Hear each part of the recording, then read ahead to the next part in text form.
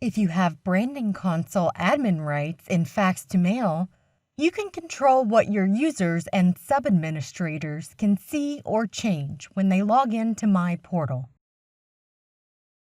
You can find the Branding Console on the Administration tab.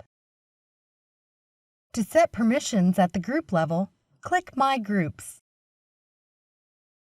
You can set permissions for all groups or for a specific group. This is the dashboard.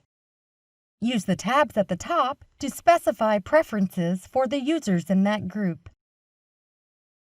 You can disable audit, activity, and scheduled reports, set options for what users see when they create a fax, or what they see on their dashboard when they log into My Portal.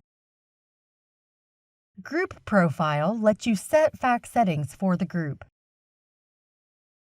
You can also control the options that users see when making queries, or whether users can manage lists and templates. For users who manage other users, you can determine their level of control on the Manage Users tab. Then you can specify which profile fields they can see and change for each user.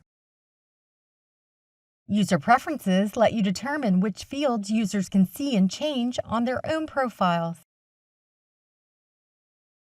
Go to My Admins to specify whether admin users can add and delete users and groups.